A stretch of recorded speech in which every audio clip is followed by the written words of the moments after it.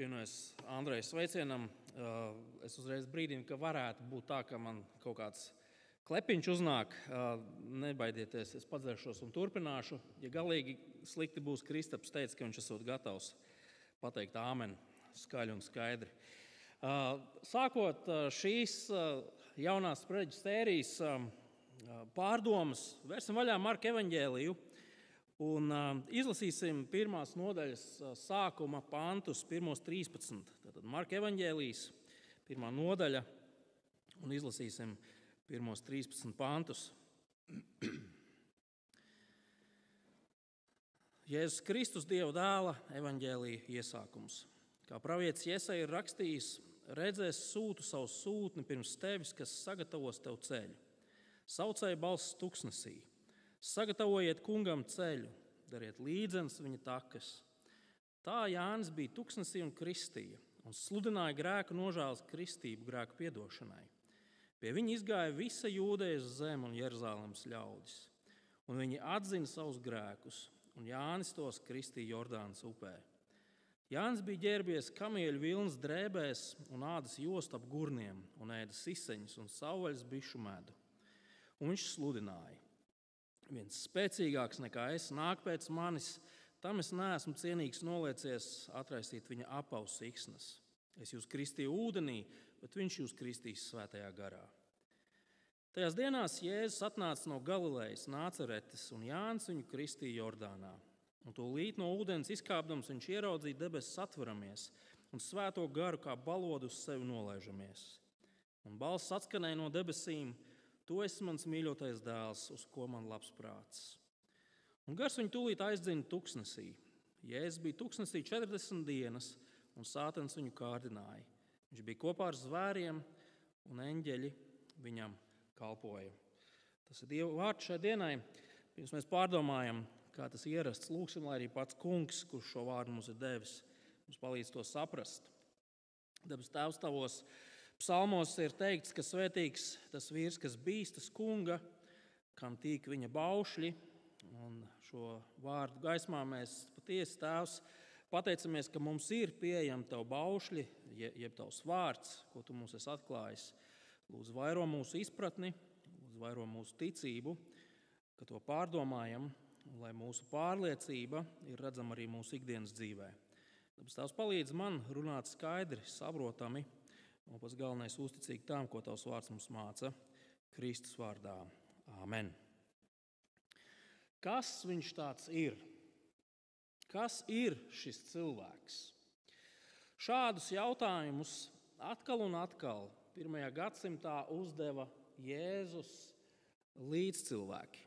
Tie, kas dzirdēja viņa mācību, tie, kas redzēja Jēzus darbus, kas viņš tāds ir? Kas viņš tāds ir jautājums, kuru īstenībā ir uzdevuši cilvēki cauri visiem gadsimtiem. Jo Jēzus vārdi, Jēzus darbi, viss tas, ko viņš mācīja un darīja, bija kaut kas tāds, kas pārsteidz cilvēkus. Lai kā arī mēs neatbildētu uz šo jautājumu, skatoties uz mūsdienu pasauli, mums ir jāatzīst, ka tieši Jēzus Kristus persona patiesībā ir viena no visslavenākajām personām visā cilvēces vēsturē. Viens no slavenajiem Jēlas Universitātes vēstures pasniedzējiem, Jaroslavs Pelikāns, savā grāmatā par Kristu savulaik ir teicis šādus vārdus: neatkarīgi no tā, ko cilvēki domā par Jēzu no Nāceretes, viņš jau 20 gadsimtus ir bijis rietumu pasaules ietekmīgākā persona. Ja būtu iespējams no vēstures lapusēm ar kaut kādu supermagnētu izvilkt ārā ikvienu sīkāko detaļu, kas kaut kādā veidā ir saistīta ar Jēzus vārdu, kas paliktu pāri? Citādi beigas. Šajā un nākamajās svētdienās līdz pat adventa laikam mēs solīt pa solītim studēsim Marka evaņģēliju, un mēs redzēsim to, ka Marks visa cita starpā, viņš ļoti daudz ko māca, bet viņš atbildēs uz jautājumu, kas ir šis cilvēks? Kas ir Jēzus? Marks šo grāmatu ir sarakstījis ar mērķi, lai cilvēkiem palīdzētu saprast ne tikai Jēzus personu, kas viņš tāds ir, bet arī to, ko Jēzus darīja. Un ne tikai, ko Jēzus darīja, bet arī to, kāpēc tas, ko Jēzus darīja, un tas, kas Jēzus ir svarīgi mums katram. Redziet, Jēzus persona atrodas kristīgās ticības pašos pamatos. Es pieņemu, ka tas mums nevienam nav nekāds pārsteigums. Vārds kristietība jau nozīmē, ka tas ir saistīts ar Kristu. Visa mūsu izpratne, visa mūsu pārliecība ir balstīta Jēzū, pareizi. Visa mūsu dzīve patiesībā ir saistīta ar Jēzu. Tas, ko mēs domājam par Jēzus personu un viņa darbu, nosaka to, kā mums jādzīvo. Tas nosaka to, kā mums kā draudzē ir jāfunkcionē. Kas ir mūsu draudzes misija? Kas ir tās lietas, ar ko mēs nodarbojamies un ar ko mēs nenodarbojamies? Tas ietekmē mūsu pašu katru dzīvi, mūsu mērķus, mūsu sapņus. Tas ietekmē to, kur mēs investējam, to, kas mēs esam dažādās izpausmēs. Tas, ko mēs saprotam ar Jēzu Kristu galu galā, arī atbild uz jautājumu, kam tad mēs vispār ticam? Marka atbilde uz šo jautājumu, kas viņš tāds ir, īstenībā ir pavisam īsa un kodolīga. Jēzus ir Dieva apsolītais valdnieks. Jēzus ir Dieva apsolītais valdnieks, un viņš ir ieradies. Tas ir tas, ko Marks atbildētu uz jautājumu, kas viņš tāds ir. Marka evaņģēlijs ir viena no pirmajām jaunās derības grāmatām, kas ir sarakstīta kādas 25 vai 30 gadus pēc Kristus nāves un augšām celšanās. Un Marks savu evaņģēliju, jūs jau droši vien pamanījāt, viņš iesāk vienkārši bez liekiem vārdiem, bez gariem ievadiem ar vienkāršu teikumu. Jēzus Kristus, Dieva dēla evaņģēlija sākums. Kaut kādos komentāros vai kādā grāmatā par Marka evaņģēliju viens no autoriem šo ievadu salīdzināja ar tiem detektīvu seriāliem, kuros pašā sākumā jau tā kā parāda, kurš ir vainīgais, kurš ir pastrādājis notikumu, un tad visa sērija tad ir par to, kāpēc tad viņš pastrādāja to noziegumu, un kāda ir motivācija un viss pārējais. Un līdzīgi arī Marks, viņš jau no paša sākuma pasaka svarīgāko.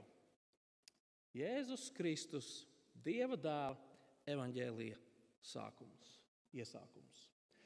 Un atlikušās 16 nodaļas šajā grāmatā viņš izmanto, lai paskaidrotu to, kas tad šis Jēzus tāds ir. Ko nozīmē tas, ka viņš ir Dieva dēls? Un kādā veidā tad tas ir evaņģēlijs? Marks saka, Jēzus Kristus, Dieva dēla evaņģēlija sākums. Ko tad šis pats pirmais teikums, ja tā var teikt, nozīmē? Mēģināsim viņu nedaudz izpakot vaļā, lai mēs varam visi saprast, kas šajā teikumā ir tik svarīgs. Un ļoti iespējams, mēs jau uzreiz saprotam, ka šis pirmais teikums, visi tie vārdi, kas tur ir minēti, kaut kādā veidā ir saistīti ar valdnieku ideju, ar valdīšanas ideju. Piemēram, vārds Kristus burtiski no grieķu valodas nozīmē svaidītājs. Tas pats vārds, kas ebreju valodā ir mesija. Kristus nozīmē Dieva svaidītājs, Dieva īpašais valdnieks. Viņš ir tas, kuru vecās derības ticīgie gaidīja. Viņi visi gaidīja mesiju, nākamu mesiju, kurš nāks un dāvās glābšanu cilvēkiem un tiesās ienaidniekus. Jēzus Kristus, Jēzus, Dieva apsolītais valdnieks. Frāze Dieva dēls ļoti iespējams nozīmē burtiski, viņš ir Dieva dēls. Viņš ir trīsvienības otrā persona. Viņš ir tas, kurš vienāds ar tēvu būtībā, vai ne? Bet ļoti iespējams Marks ar šo frāzi apzīmē valdnieku. Jo reiz par reizei vecajā derībā lasot par Dieva valdniekiem, Izraēla valdniekiem tiek lietot frāze Dieva dēls. Evaņģēlijs. Burtiski tulkojot evaņģēlijs, tas ir labā vēsts, labās ziņas. Taču šis vārds arī ir tāds tehnisks vārds. Tas nav vienkārši tāds, kur priecāsimies, es jums pateikšu priecīgās ziņas. Vārds evaņģēlijs ir tehnisks vārds, viņš saistās arī ar valdniekiem un svarīgiem notikumiem. Tajā laikā, kad 1. gadsimtā Romas impērijā notika kaut kas tiešām visu impēriju ietekmējošs, kaut kas nozīmīgs, tiek sakauts lielais ienaidnieks vai tronī sēžas jauns imperators. Pa visu Romas impēriju tika izsūtīts ziņneši, kuri lasīja evaņģēliju impērijas pavalsniekiem. Un šajā evaņģēlijā tad bija ietverts tas svarīgais notikums.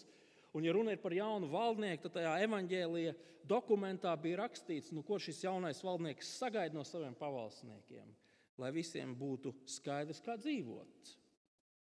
Un tā Marks savu evaņģēliju sākot, savu darbu sākot, ļoti skaļi un skaidri pasaka, mēs varētu nedaudz pārfrāzēt to, ko viņš saka. Dieva apsolītā valdnieka evaņģēlija sākums. Un piekritīsiet, tas ir diezgan tāds, kā lai saka, nopietns apgalvojums. It īpaši, ja jūs dzīvojat laikā, kad vecais imperators valda un nekur netaisās doties projām.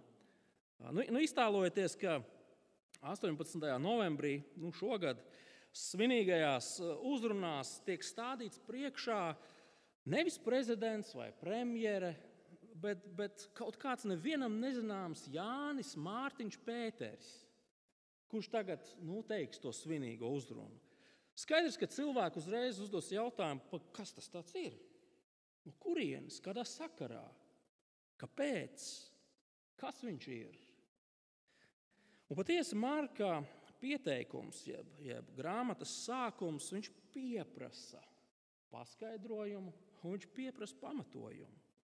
Un tieši to Marks šajā grāmatas ievada daļā, šajos pirmajos 13 pantos mums arī sniedz. Šajā atlikušajā raksturvietā pēc pirmā teikuma Marks min vairākas lietas, kas pamato un paskaidro to, ko viņš pat kā pateica. Un patiesībā tās lietas, ko Marks šeit pasaka, viņas ir tā kā kārtīgas lielgabala zalves vai milzīgi prožektori, kas tiek spīdināti uz Jēzu. Un visas tās lietas, kas šeit tiek pateiktas, visas vienbalsīgi pasaka, jā, šis, kurš ir atnācis, šis no Galilejas Nāceretes, viņš tas ir. Viņš ir Kristus, viņš ir Dieva dēls, viņš ir valdnieks, kura evaņģēlijs tagad izskan. Un mēs redzam šajā atlikušajā raksturvietā to, ka to apliecina visa vecā derība. Mēs redzam to, ka to apliecina Jānis Kristītājs, kurš ir pēdējais lielais pravietis, un to apliecina pats Dievs. Tad mēģināsim apskatīties uz visiem šiem lieciniekiem vai prožektoriem, kas spīdina uz Jēzu Kristu. Sāksim ar praviešiem. 2. 3. pants. Kā pravietis Jesaja ir rakstījis, redzēs sūtu savu sūtni pirms tevis, kas sagatavos tev ceļu. Saucēja balss tuksnesī, sagatavojiet kungam ceļu, dariet līdzenas viņa takas.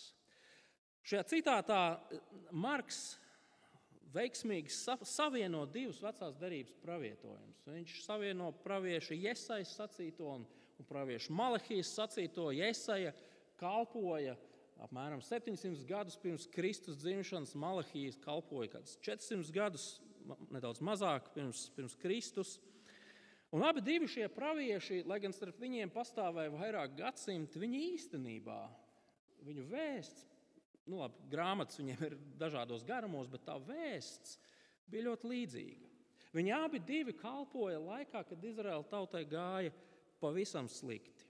Viņi kalpoja laikā, kad tauta bija atmetusi paklausību Dievam, kad tauta bija kļuvusi pasaulīga, kad tauta vienkārši formāli vai nomināli kalpoja Dievam, pienesot upurus. Viņi bija nodevušies pasaules lietām. Viņi neko neatšķirās no apkārtējām tautām. Vēl trakāk, viņi pat bija paņēmuši apkārtējo tautu paražas un elkus un visu pārējo. Un visi mudinājumi Izraēla attopies. Tak domā, ko tu dari? Visi praviešu vārdi nenieka nelīdzēja. Un tas viss, protams, beidzās ar to, ka Izraēls tiek aizvests trimdā. vispirms ziemeļu valsts, tad dienvidu valsts. Viņi ir visu pazaudējuši. Un šajā brīdī, kad Marks raksta, jūdi viņi jau vairākus gadsimtus atrodas Romas okupācijā. Viņiem nav savas zemes. Taču līdzās šiem praviešu stingrajiem mudinājumiem, atgriežoties taču atpakaļ pie Dieva, līdzās tam visam pravieši arī runāja par Dieva žēlastību.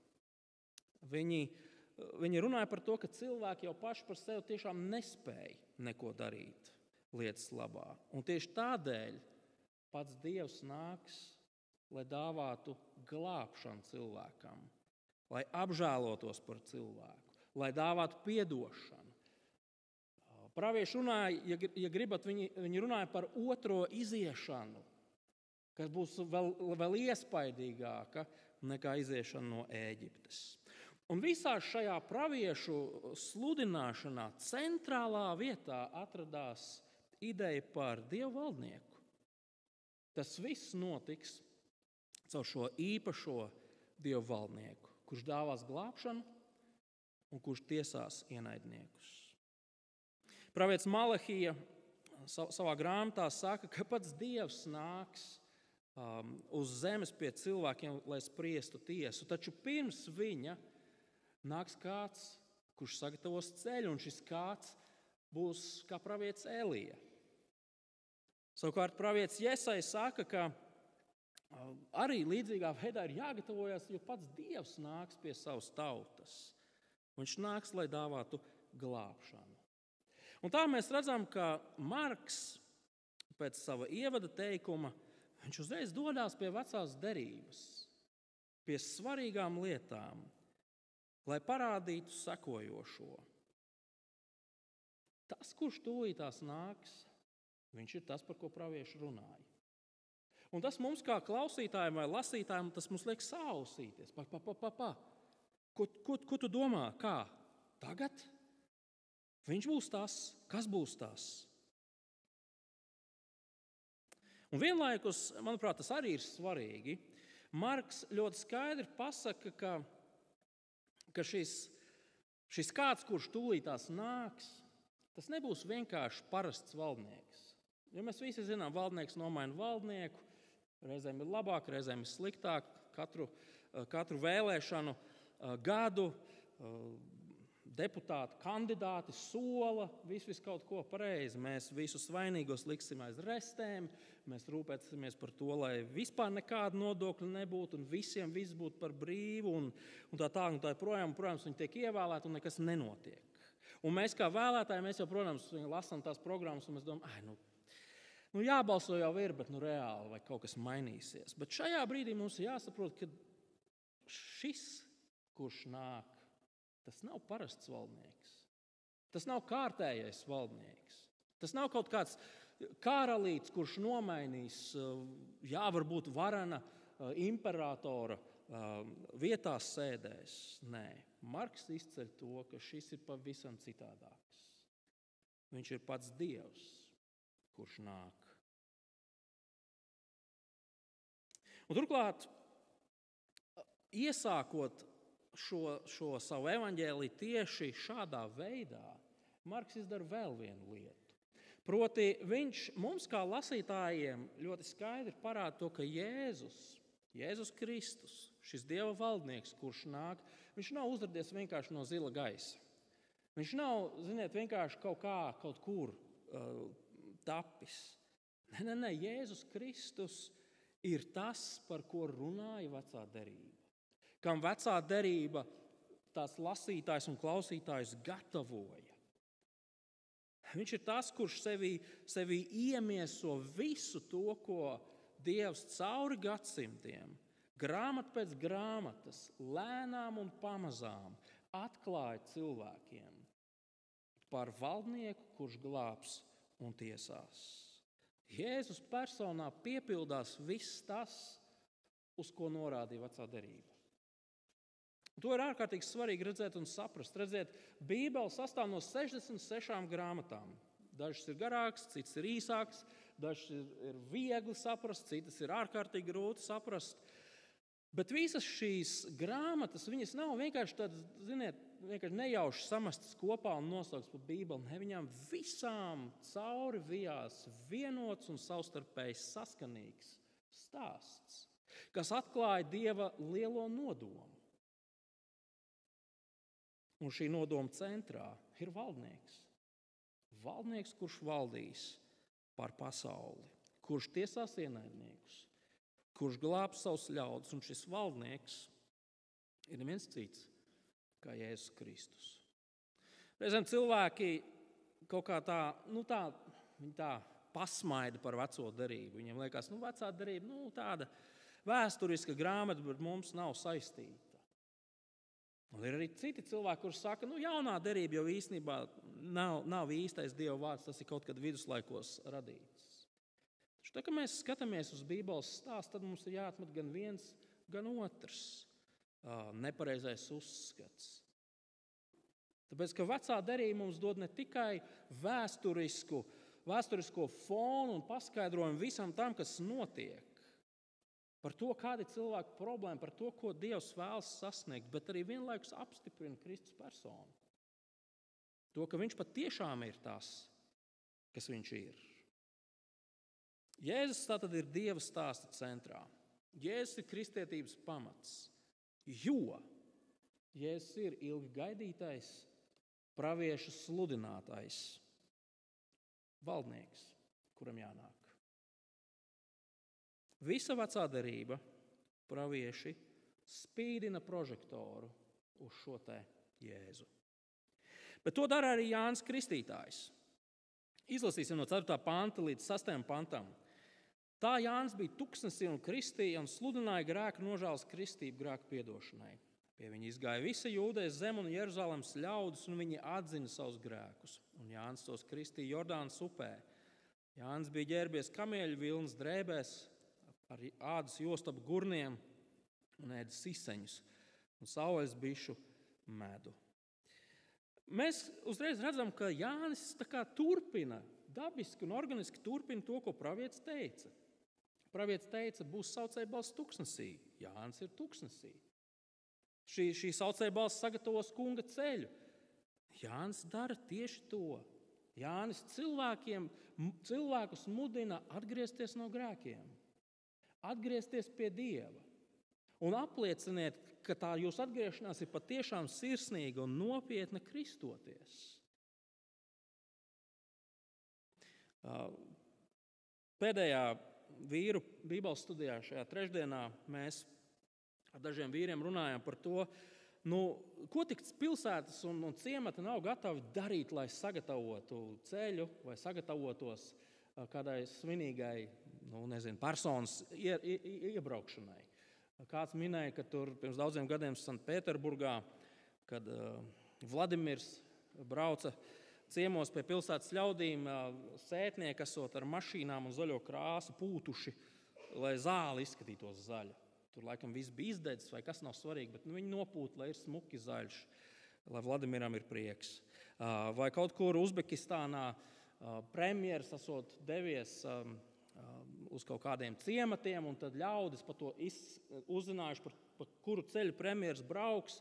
Viņi lipinājuši atpakaļ kokvilnas, tos pikucīšus. Kokvilna jau bija novākta, bet nekas, mums ir jāparāda premjeram, cik mums te viss ražani aug. Un mēs visi varētu minēt vēl visādus smieklīgus un kuriozus atgadījumus par to, kā tad cilvēki gatavojas svinīgu viesu pieņemšanai, bet mēs visi saprotam, ka, es ceru, ja es braucu pie jums ciemos, tad kādas lietas jūs droši vien savāktu, pirms es ierodos pareizi. Un es līdzīgi izturētos arī pret jums. Mēs visi zinām, ko nozīmē sagaidīt kādu ciemiņu. Un Jānis Kristītājs ir šis ceļa sagatavotājs. Viņš mudina cilvēkus, esat gatavi, nožēlojot grēkus, atgriezties pie Dieva.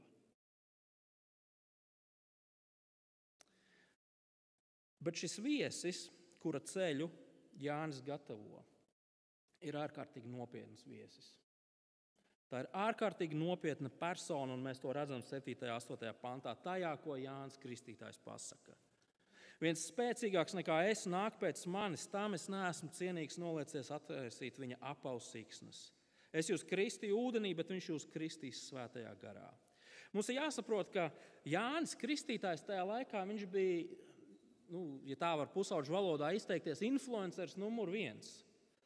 Marks saka, pie viņa nāca no visas Jūdejas, no Jeruzālēmas. Viņš bija populārs, viņš bija slavens. Bet vai jūs pamanījāt, ko viņš saka par to, kurš nāks pēc viņa? Jānis saka, es šī cilvēka labā neesmu cienīgs darīt pat to darbu, kur tā laika kultūrā darīja viszemākais no kalpiem. Es neesmu cienīgs atšņorēt viņa zandaļu siksnas, lai novilktu viņa zandals un visticamāk nomazgātu viņa kājas. Es neesmu cienīgs. Bet Jānis vēl vairāk izceļ šī viena, kurš nāk, centrālo nozīmīgumu. Jānis saka, es jūs kristīju ūdenī, bet tas, kurš nāks pēc manis, viņš jūs kristīs svētajā garā. Marks šajā brīdī nevēlas, lai mēs ieiet kaut kādā dziļā diskusijā par svētā gara darbu, nozīmi un ko vēl ne tikai. Šī frāze vienkārši nozīmē to, ka tas, kurš nāks pēc manis, viņš jums dāvās glābšanu. Ja mēs lasītu jauno derību, mēs zinātu, ka Dieva gara došana cilvēkiem nozīmē, ka šiem cilvēkiem Dievs ir dāvājis piedošanu. Viņš viņus ir pasludinājis pa saviem ļaudīm. Tikai un vienīgi šādiem žēlstības attaisnotiem cilvēkiem ir svētais gars. Tas, kurš nāks pēc manis, tas cilvēkiem dāvās glābšanu, saka Jānis Kristītājs. Jēzus ir ilgi gaidītais, Dieva apsolītais valdnieks. Visa vecā derība, kā tāda milzīga prožektora uz to norāda. Un Jānis Kristītājs, kurš ir pēdējais no vecās derības praviešiem, viņš par to liecina. Un raksturietas izskaņā mēs redzam, ka tieši to pašu dara arī pats Dievs. Izlasīsim no 9. līdz 11. pantam. Tajās dienās Jēzus atnāca no Galilejas Nācaretes un Jānis viņu kristīja Jordānā.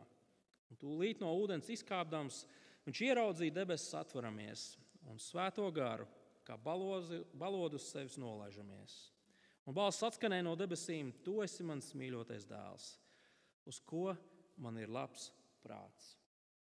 Pirms mēs ķeramies klāt tam, ko mēs te redzam notiekam, man liekas, ir svarīgi pavisam ātri atbildēt, kāpēc Jēzus gāja kristīties? Taču tie cilvēki, kas gāja pie Jāņa kristīties, viņi taču bija grēcinieki, kur atgriežas no grēka. Vai tad Jēzum bija kāds grēks vai kas šeit notiek? Manuprāt, šeit šis pants nenozīmē to, ka Jēzum bija kaut kāds grēks, no kā atgriezties. Drīzāk, kristīdamies, Jēzus parāda to, ka viņš šajā pasaulē ir ienācis kā cilvēks. Viņš identificē sevi ar pārējiem cilvēkiem. Nevis tāpēc, ka viņš būtu grēcīgs, bet tāpēc, ka viņš ir reāls cilvēks. Viņš ir ienācis pie cilvēkiem, kuriem viņš dāvā glābšanu. Šajā brīdī tātad Jēzus tiek kristīts, un tad no debesīm nāk divas lietas. Pirmā lieta, 10. pantā, mēs redzam kaut ko ārkārtīgi pārsteidzošu.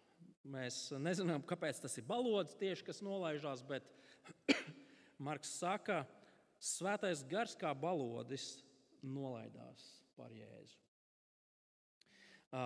Svētā gara nākšana par kādiem īpašiem cilvēkiem nav unikāla lieta šajā brīdī. Mēs laiku pa laikam esam vecajā derībā redzējuši to, ka tajā brīdī, kad Dievs ieceļ savu ķēniņu, par viņu nāk svētais gars. Piemēram, 1. Samuela grāmatas 16. nodaļā, tur, kur tiek aprakstīta Dāvida iecelšana par ķēniņu, tiek izmantot šī pati valoda. Tur nav balodis, bet tā doma, ka par viņu nāk Dieva gars. Tā tur ir. Un, manuprāt, tas vienkārši norāda uz to, ka pats Dievs šādā veidā apstiprina, ka šis ir mans izredzētais valdnieks. Šis ir tas, ko es ieceļu par valdnieku. Šis ir tas, ko mēs saucam par lielo Dievu valdnieku.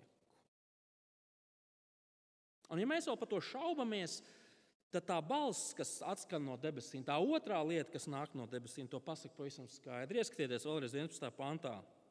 Tu esi mans mīļotais dēls, uz ko man ir labs prāts. Bībelē nav pārāk bieži tie brīži, kad Dievs šādā tiešā veidā runāja, īpaši jaunajā derībā. Un tajā brīdī, kad Dievs patiešo runā no debesīm, tad tas ir ārkārtīgi svarīgi, pareizi. Un šī balss nav vienkārši tāds apliecinājums, jā, Jēzus, es tevi mīlu, dēls. Tu esi mans puika. Tas nav šāda veida apliecinājums. Ja mēs ieskatāmies šajos vārdos, ko pats Dievs no debesīm pasaka, tad mēs redzam, ka īstenībā šie vārdi arī ir izteikti kaut kad senāk, vecajā derībā. Pirmā frāze, tu esi mans mīļotais dēls. Šī frāze tiek izmantota 2. psalmā. Šo psalmu mēs arī lasījām dievkalpojuma ievadā. Šajā 2. psalmā Dievs savam dēlam, un mēs kā vecās derības lasītāji īsti nevaram saprast, vai tur runa par parastu valdnieku vai tomēr kaut ko vairāk nekā parastu valdnieku. Bet 2. psalmā Dievs savam valdniekam dod varu tiesāt visas pasaules tautas. Ieklausieties, ko psalmists 2. psalmā saka: mans dēls tu esi, es šodien tevi esmu dzemdinājis, prasi man, tad es tev došu tautas par īpašumu un pasaules gals par mantību. Tu ganīsi tās ar dzelzs zizli, kā māla trauks, tu tos sadauzīsi. 2. psalms runā par šo vareno Dievu valdnieku, kuram pats Dievs iedod pilnvaras tiesāt un valdīt par pasaules tautām. Valdnieks, kuram piederēs visa pasaule. Valdnieks, kura rokās būs cilvēku likteņi. Un šajā brīdī balss no debesīm saka: tu esi tas dēls. Tu esi mans dēls. Tu esi šis valdnieks, kurš tiesās tautas un cilvēkus. Debesu balss teikuma otrā daļa nāk no pravieša Jesajas grāmatas 42. nodaļas. 42. nodaļas sākumā mēs lasām šādus vārdus: redzi, tas ir mans kalps. Es viņu stiprinu, mans izredzētais, kas manai dvēselē tīk. Es viņam devu savu garu, viņš nesīs tautām tiesu. Jesajas grāmatas 42. nodaļa, viņa iesāk Jesajas grāmatu tādu atsevišķu sadaļu, ko mēs reizēm lasot komentārus saskaramies ar šo frāzi kalpa dziesmas. Proti, sākot ar 42. nodaļu līdz pat 50. nodaļu vidum, Jesajas grāmata apraksta šo vienu dievam tīkamo, vareno valdnieku, kurš vienlaikus kaut kādā neparastā veidā ir arī kalps. Un ne tikai vienkārši kalps, bet kalps, kurš cieš. Un šī kalpa ciešana kulminācija ir Jesajas grāmatas 53. nodaļa. Lieldienās mēs visi vienā vai citā veidā atsaucamies uz šo raksturvietu. Es nolasīšu dažus pantus no šīs 53. nodaļas. Tie panti ir mums visiem labi zināmi. Tā kunga kalps uzauga neticīgā pūļa priekšā, kā atvase un kā saknes atzarojums izkaltušā zemē. Viņš bija ievainots mūsu pārkāpumu dēļ, un mūsu grēku dēļ tika satriekts. Mūsu sods bija uzlikts viņam, mums par atpestīšanu. Ar viņa brūcēm mēs esam dziedināti, mēs visi maldījāmies, kā āvis, ik viens raudzījās tikai uz savu ceļu, bet tas kungs uzkrāva visus mūsu grēkus viņam. Dieva balss no debesīm par Jēzu saka: patiesi, tu esi šis varenais valdnieks, kurš valdīs pār tautām, kurš tiesās tautas, kurš savus ienaidniekus sadauzīs kā māla traukus. Bet vienlaikus tu esi arī tas kalps, kurš cietīs, kurš ir uzņēmis uz sevi mūsu grēku vainu, kurš atdos savu dzīvību par saviem ļaudīm. Un ja mēs lasītu Marka evaņģēliju tādā vienā pēcpusdienā no sākuma līdz beigām, tad mēs redzētu to, ka Pirmās 8 nodaļas Marka evaņģēlijā ļoti skaidri demonstrē Jēzus varenību. Visi jautā, kas viņš tāds ir, kurš var darīt šādas lietas kā viņš, kurš var mācīt tādas lietas kā viņš. Pat vētra viņam paklaus un apklust. Viņš ir šis varenais valdnieks.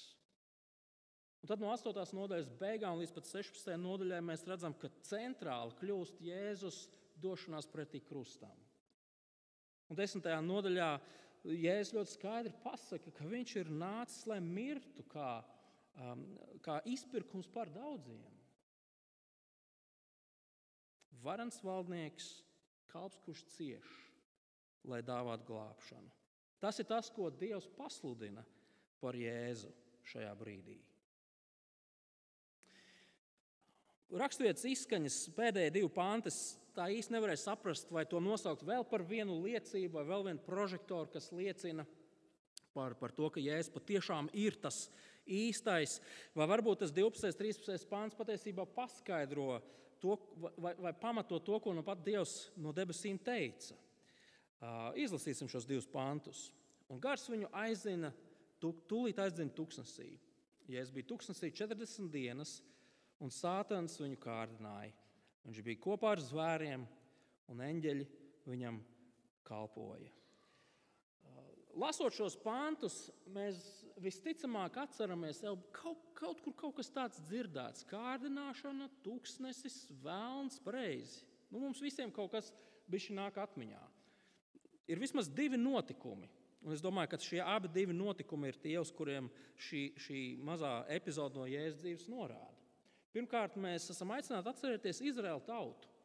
Izraēls 2. Mūzes grāmatā tiek saukts, Dievs Izraēlu sauc, mans dēls. Izraēls tuksnesī, klejodams pretī apsolītai zemē, viņš tika visādi kārdināts.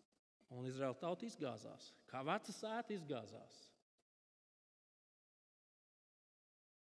Otrs notikums, ko šie panti mums atgādina, ir vēl senāki notikumi. Ēdens dārzs.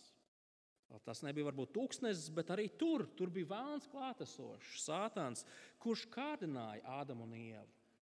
Ādams un Ieva krita grēkā. Un tā mēs redzam, ka Dievs ir pasludinājis savu atzinumu par Jēzu Kristu. Tu esi mans mīļotais dēls, uz ko man ir labs prāts. Un tagad mēs redzam, ka šis dēls patiešām ir kaut kas iespaidīgs. Kaut kas tāds, kurš pastāv tur, kur neviens cits cilvēks nav pastāvējis. Vai mēs runātu par tautu, Izraēlu tautu, kura krita grēkā, pakļaujoties kārdinājumam, vai mēs runātu par Ādamu un Ievu, kas krita grēkā, paklausīdam vēlnam. Jēzus pastāv. Jēzus iztur. Viņš ir šis jaunais Izraēls. Viņš ir šis otrais Ādams, kurš dāvās glābšanu grēkā kritušiem cilvēkiem. Un tā, man draugi, Marks šo savu grāmatu bez aplinkiem, bez liekiem vārdiem iesāk ar ārkārtīgi svarīgu paziņojumu. Jēzus Kristus, Dieva evaņģēlija, Dieva dēla evaņģēlija sākums. Jēzus ir šis lielais valdnieks, par kura identitāti liecina vecā derība. Tagad Jānis Kristītājs savas kalpošanas laikā ir tas, kurš sagatavo viņam ceļu un liecina par viņu. Un visbeidzot pats Dievs apstiprina to, ka šis viens ir tas, uz ko norāda visa vecā derība un uz ko iet viss Dieva nodoms. Es atceros, kā mazs puika, liekas, tas bija vienreiz dzīvē tāds prieks, mums ar brāli tika, ka vecāki uz vecgadā nopirka tādu kurpju kastes izmēra raķešu komplektu, salūta komplektu. Un tur tām raķetītēm pa vidu tur bija tādi mazi spridzeklīši, ko es ātri tēvam neredzot iebāzu kabatā, lai izmantotu pēc tam. Bet man liekas, vairākas stundas tēvs pagalmā tur visas tās raķetes tur lika uz kaut kādiem kokiem un vēl kaut kur un stiprināja un ko. Un beigās tā gatavošanās tam salūtam bija daudz garāka nekā tā švirkšķi un tie dūmi, kas burtiski 5 sekundēs beidzās. Marks savu evaņģēliju sāk ar pamatīgu salūtu. Te nav dūmi, te nav kaut kādi mazi švirkšķīši šur vai tur. Šeit tiek ieslēgti visi prožektori, un viņi visi tiek pavērsti uz vienu personu, Jēzu Kristu. Visi raksti norāda uz viņu. Jānis Kristītājs, kurš ir lielais liecinieks un ceļa sagatavotājs, norāda uz viņu. Un Dievs no debesīm ļoti skaidri un nepārprotami runā par viņu. Viņš ir šis valdnieks, un viņš ir ieradies. Draugi, ko tad mums ar to visu darīt? Un, manuprāt, lai arī mēs šeit neredzam nevienu tādu skaidru pavēli, tad dariet to vai nedariet šo, mēs kā lasītāji esam aicināti izdarīt vienu svarīgu secinājumu.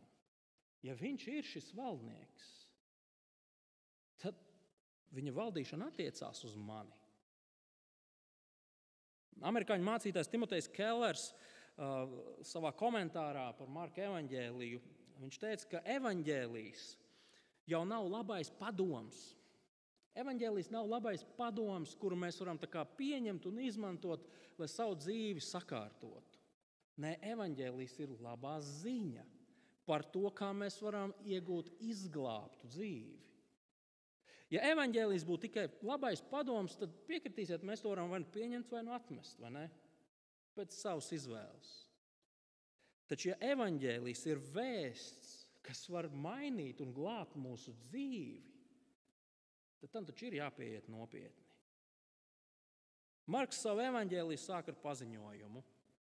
Jēzus Kristus, Dieva dēla evaņģēlija sākums. Ar to viņš mums pavēsta, ka kristīgās ticības centrā ir nevis mūsu darbi, nevis mūsu kaut kāda reliģiskā garīgā pieredze, nevis mūsu sajūtas, bet Kristus persona un tas, ko viņš ir paveicis. Tā nav nekāda jauna mācība, kas ir nokritusi no debesīm 1. gadsimtā tuksnesī. Nē, tas ir kaut kas tāds, uz ko ir norādījuši visi raksti. Dievs beidzot ir atsūtījis savu valdnieku. Un mēs visi esam aicināti godīgi un drosmīgi atbildēt uz šo jautājumu.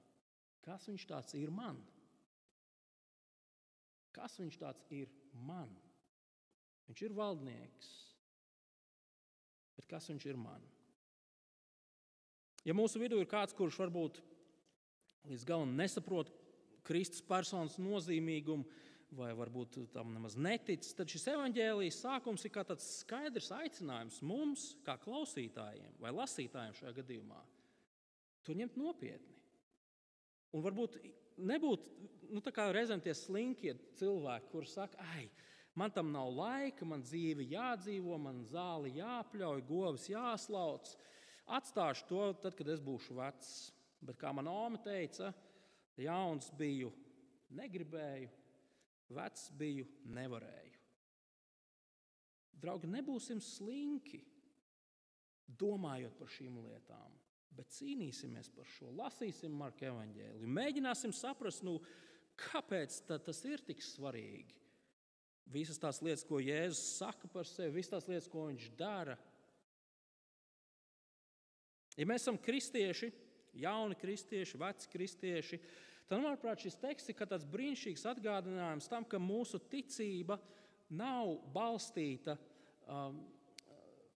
mūsu kaut kādā, briedumā vai izpratnes lielumā, bet gan pašos Dieva apsolījumos.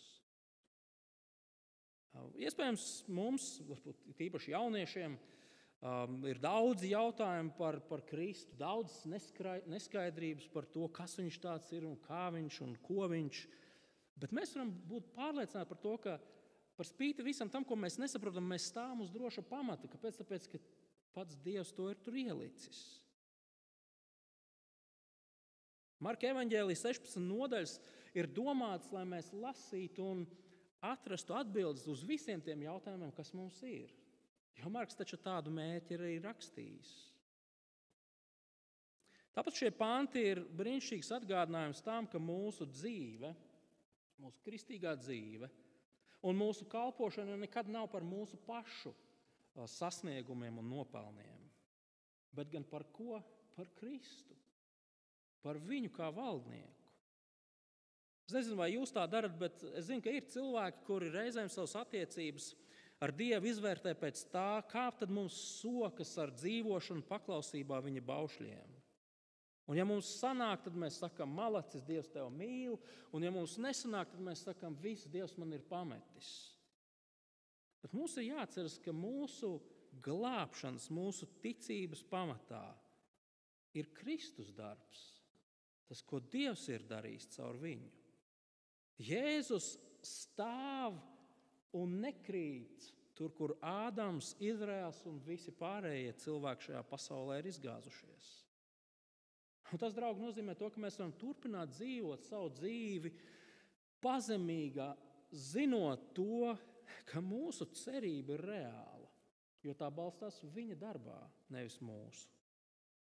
Un visbeidzot, šis Marka evaņģēlija iesākums mums saka to, ka ja Jēzus patiešām ir šis varenais valdnieks, kura rokās Dievs ir nodevis visu pasauli, kurš tiesās visas tautas, visus cilvēkus, kurš dāvās glābšanu un piedošanu cilvēkiem, tad mums ir jāsaprot, ka visa pasaule nozīmē arī mūs, jo arī mēs esam daļa no šīs pasaules.